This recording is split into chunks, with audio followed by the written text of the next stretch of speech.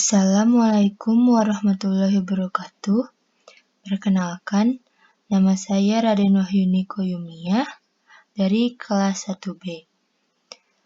Mata kuliah Pendidikan Pancasila dengan dosen Bapak Supriyono MPD, prodinya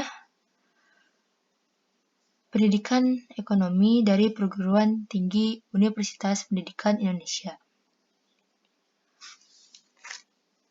Di sini saya akan mempresentasikan materi mengenai dinamika dan tantangan Pancasila dalam kehidupan berbangsa dan bernegara.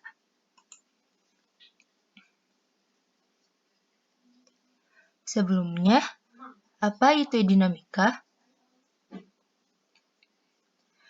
Dinamika adalah suatu bentuk perubahan, baik itu yang sifatnya besar-besaran atau kecil-kecilan, maupun secara cepat atau lambat, yang sifatnya nyata dan berhubungan dengan suatu kondisi keadaan.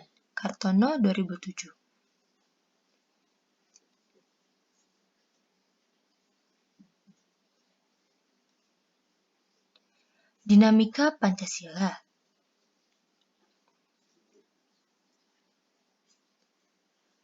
Dinamika Pancasila tersendiri memiliki artinya, yaitu gerak masyarakat secara terus-menerus yang menimbulkan perubahan dalam tata kehidupan masyarakat yang berbangsa dan bernegara. Jadi, Pancasila itu terus menimbulkan pergerakan hingga menimbulkan gerakan yang mumpuni di kehidupan masyarakat yang berbangsa dan bernegara.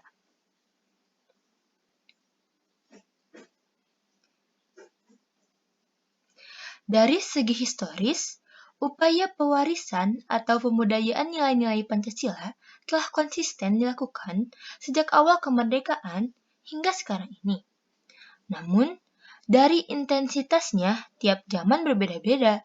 Ketika awal kemerdekaan pembudayaan nilai-nilai Pancasila dilakukan dalam bentuk pidato dan rapat para tokoh bangsa yang disiarkan di media massa, baik itu radio maupun surat kabar. Yang seterusnya, setelah hal tersebut, perubahan metode pembudayaan atau pewarisan nilai-nilai Pancasila yang signifikan itu ketika Dekret Presiden pada tanggal 5 Juli 1959.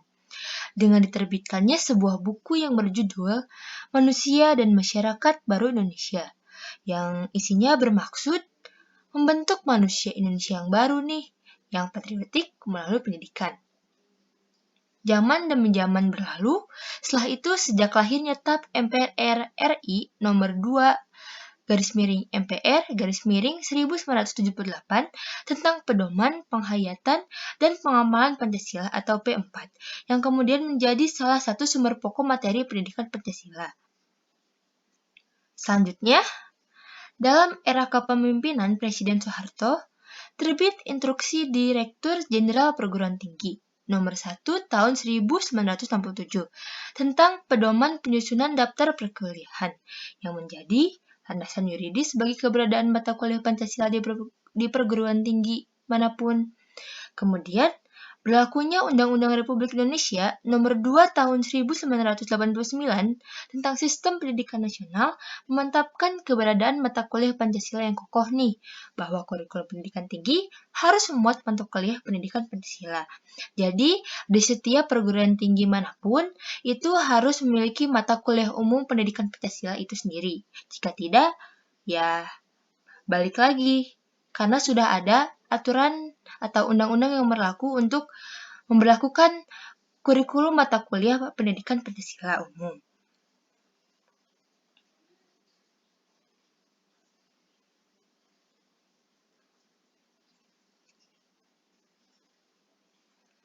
Tantangan Pancasila. Yang pertama, tantangan Pancasila itu pemahaman masyarakat pada Pancasila menurun. Mereka lebih menyukai ideologi yang berasal dari Barat, bukan dari dirinya atau dari diri bangsa Indonesia sendiri. Yang kedua, derasnya arus globalisasi hingga mengarah kepada menguatnya gejala polarisasi hingga memicu SARA.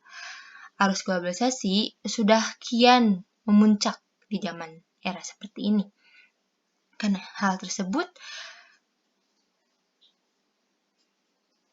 tanpa kita memiliki keteguhan dalam menganut ideologi Pancasila, globalisasi ini akan memicu SARA.